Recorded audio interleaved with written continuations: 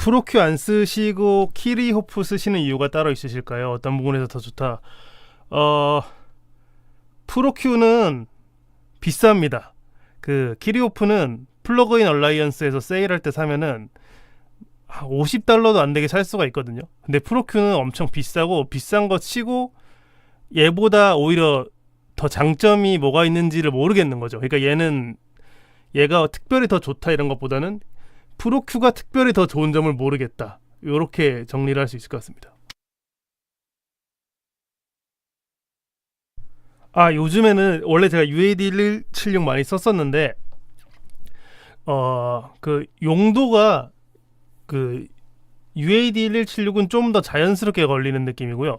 CLA76은 더 과격하게 걸리거든요. 근데 요즘에 제가 램 믹싱할 때 과격하게 건 다음에 믹스를 조절해서 드라이 웻을 조절해서 하는 방식을 많이 쓰기 때문에 1176은 보다는 CLA76을 많이 걸게 됐는데, 방금은 습관적으로 1176 쳤다가 끄고 그냥 다시 CLA76을 썼는데, 요즘에 CLA76을 계속 쓰고 있습니다. 일부러 과격하게 걸 때는. 근데 좀 자연스럽게 걸 때는 UAD 쪽을 더 선호합니다. 마스터링 EQ 플러그인에 종종 있는 스테레오 위스 마스터 단에서 일반적으로 조금 올리는 걸, 아까 전에 이런 거 말씀하시는 거죠? 이거 스테레오 위스, 이거 저는 자주 씁니다.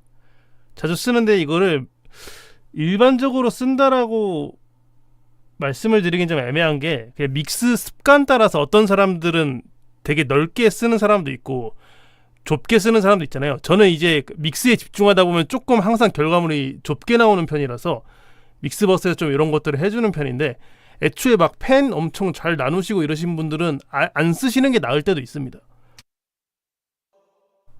소마, 저 친구는 무슨 친구인가요? 소마, 이거 마스터링 EQ인데요. 플러그인 얼라이언스에서 파는 앤데, 저는 이렇게 프리퀀시가 어느 정도 정해져 있고 Q 값도 정해져 있고 게인도 0.5dB 스텝씩, 이게 약간 좀 제한이 있는 EQ들을 쓰는 거를 좋아하거든요. 근데 그런 애들 중에 변화폭이 너무 큰 애들도 있는데, 얘 같은 경우에는 그렇지 않아서 여기저기 쓰기 좋아서 많이 쓰고 있습니다. 마스터링 할 때도 많이 쓰고요. 믹스버스나 인스트루멘탈 버스, 보컬 버스 이런 데도 많이 쓰고 있습니다. 세미 파라메트릭인가요? 파라메트릭이라고 하는 게 맞는 것 같은데요. 보통 세미 파라메트릭은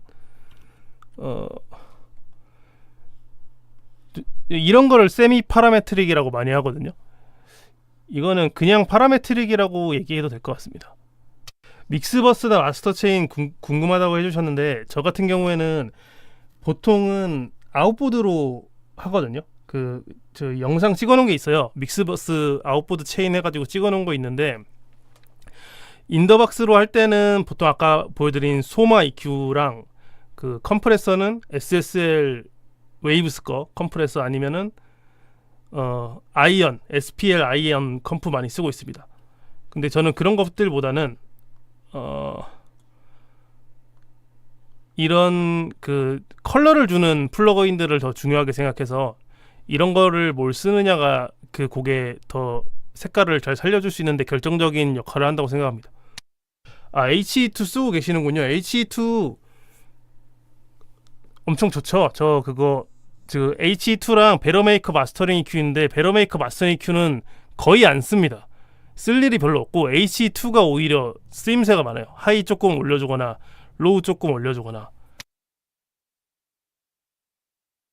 그거 말씀하시는 건가요? 그 컴프를 여러 채널 쓸 수 있게 그게 있었던 것 같은데, 저도 본 것 같거든요. 잠깐만요. 네, 이건데 이게 4채널 4채널을 쓸 수 있다는 게 한 아웃보드에서 너무 메리트가 있죠. 그리고 크랜본 오디오 기기들이 비싸지가 않아서 그런 것도 진짜 좋은 것 같아요. 맞아요. 저도 똑같아요. 디지털 리콜이 되는 거. 그래서 저 웨스 오디오 500 시리즈 있잖아요. 그 하얀 색깔, 그것도 원래 모았었어요. 한 6개, 6개다. 6개래. 6채널이니까 3개, 4개 이렇게 있었었는데, 지금은 다 팔았습니다. 스네어 다루실 때는 어떻게 접근하고 어떤 걸 주로 크게 보시나요? 스네어는 장르마다 다르겠지만 저는 좀 힙합을 많이 하다 보니까 보컬보다 너무 안 튀어나오게, 그러니까 트랜지언트가 너무 세면 좀 이렇게 눌러주고 좀 너무 뾰족하지 않게 만드는 거를 전 좋아해요. 그러니까 조금 차라리 작은 게 낫다. 그러니까 좀 스네어보다는 이게 좀 킥 사운드 위주로 이렇게 나오고, 스네어는 이게 그게 탁탁탁 쳐주는 느낌 정도로 가는 사운드를 요즘에는 좋아해서 네, 그렇게 많이 하고 있습니다. 저 똑같아요. DBX 160 저는 웨이브스 거 많이 쓰거든요. 그거를 제일 많이 쓰고, 그 다음에 그 1176 계열이 어택이 더 빠르잖아요. 그래서 확실하게 트랜지언트를 줄여버리고 싶다라고 할 때는 1176을 더 많이 쓰는 것 같고, DBX 160을 평소에는 더 많이 쓰는 것 같아요. 엔지니어 생활이요? 엔지니어 생활은 제가 2017년인가 18년인가 그때 처음 작업물이 나왔거든요. 그때부터라고 말씀드릴 수가 있을 것 같아요. 그때는 물론 뭐 지인들이랑 위주로 많이 작업을 했었고 엄청 못했었지만 그때부터 처음 결과물을 내긴 했었습니다. 그러면 인스트는 믹스를 하신 게 아니고 타입비트를 그대로 쓰신 거네요? 일단은 여기까지만 들어보고요. 아니요, 회초리는 아니고 보컬이 믹스할 때 레벨이 맞아야 되거든요. 그러니까 레벨이 맞다는 게 볼륨도 볼륨인데 에너지의 양, 저역대의 양이나 이런 게 싹 맞아야 되는데 갑자기 어디는 좀 크고 더 가깝게 들리고 더 멀리 들리고 좀 이런 게 있었습니다. 근데 이제 제가 또 말씀드리고 싶은 게, 저도 가끔씩 작업을 하게 되면 타입비트에다가 보컬 녹음만 해가지고 믹스해달라고 갖고 오시는 분들이 있어요. 그래서 그런 분들 거를 작업을 많이 하지만 보컬 믹스만 계속 연습하시는 게 크게 도움이 안 될 겁니다. 왜냐면 보컬 믹스를 아무리 잘해도 결국에는 그 악기들의 소스나 이런 것들이랑 같이 맞춰져야지 그 한계를 뚫을 수가 있거든요. 그러니까 보컬을 아무리 잘해도 결국에는 지금 보면 기타 사운드도 너무 어둡고 보컬 사운드에 비해서, 근데 내가 기타 사운드만 따로 만질 수가 없잖아요. 근데 그런 것들이 돼야지 보컬도 결국엔 더 좋게 들리거든요. 네, 그래서 그런 것들을 스템을 기왕이면은 사서 하시는 거를 추천드릴게요. 그 타입비트 2트랙짜리로 하면은 너무나 한계가 명확합니다. 결국에는 모든 소스들이 같이 믹스가 돼야, 요즘에는 이제 타입비트 이런 거 많이 하시니까 그렇게 많이 작업을 하시는 것 같아요. 근데 이제 결국에는 악기도 같이 만져야 한다는 점. 이 곡은 아까 곡에 비교하면은 사운드가 좀 더 좋게 들리는 것 같아요. 보컬도 무게감도 있고, 중간에 랩 하신 분 다른 분이신가요? 아니면 지금 이 노래 하시는 게 다 한 사람인가요? 다 본인인지 아니면 피처링 아티스트가 있는지는 모르겠지만 랩 파트랑 그 메인에 나오는 노래랑 톤 차이가 좀 있어요. 그러니까 이런 것들이거든요. 사실 톤이 계속 맞아야 돼요. 친구분이시구나. 그러니까 친구분 목소리랑 이제 블랙님 목소리가 더 밝습니다. 그러니까 하이가 레벨 자체도 조금 작았던 것 같기도 하고, 그 톤이 어쨌든 하이의 양이나 저역의 양이나 이런 게 그 다른 사람 목소리여도 비슷하게 나와줘야 사람이 들을 때 같은 거리감으로 느낄 수 있는데, 뭐 조금 들어가 있는 느낌이 있었어요. 그 랩 파트가. 예. 그리고 전체적으로 제 느낌에는 너무 웻하지 않나, 보컬이. 좀 드라이해도 될 것 같아요. 리버브가 많이 걸린 느낌입니다. 특히나 랩 부분은 조금 드라이한 게 더 멋있을 것 같아요. 리버브 같은 거 어떤 거 쓰세요? 어떻게 하셨어요? 이 곡 작업할 때 리버브 어떤 거 쓰셨는지 궁금합니다. 바랄라 빈티지 버브요? 뭐 리버브는 저는 이제 개인적으로 빈티지 버브 바랄라 거 안 쓰지만 아무거나 쓰셔도 돼요. 어차피 상관없는데 드라이하게 잡으려면 일단 그 룸 리버브 같은 거 많이 써보세요. 룸 리버브를 걸고 룸 리버브를 먼저 어느 정도 건 다음에 거기에 레이어로 홀 리버브 같은 거를 건다고 생각을 하시면 홀 리버브만 쓸 때보다는 홀 리버브가 좀 적게 들어가도 그렇게 허전한 느낌이 안 나거든요. 그러니까 룸 리버브를 먼저 걸고 그다음에 홀 리버브를 조금 양을 줄여서 넣어 보시면서 해보시거나, 예, 그런 식으로 해보시면 좋을 겁니다. 대신에 룸 리버브는 홀 리버브들에 비해서 좀 퀄리티 차이가 크거든요. 그러니까 좀 안 좋은 거 쓰면 좀 싼 티가 나요. 그러니까 룸 리버브는 좀 그렇습니다. 네. 좀 좋은 거 저는 그 UAD 480 쓰는데 꼭 그거 안 쓰셔도 되는데 좀 룸 리버브가 짧은 리버브다 보니 좀 더 현실성 있는, 공간성이 좀 더 현실성 있는 IR 기반, 컨볼루션 기반 이런 리버브를 쓰시는 게 좋습니다. 그 제가 쓰는 480은 컨볼루션은 아니지만 저는 개인적으로 480 룸 리버브를 제일 좋아합니다. 장소를 에뮬레이션, 네, 그것도 맞는 말인데 장소가 꼭 아니어도요. 뭐 빈티지 어떤 리버브 480이나 렉시콘 뭐 이런 거를 에뮬레이션 하기도 하고, 그러니까 IR이라는 게 그냥 어떤 데이터를 가져와서 리버브를 만드는 거거든요.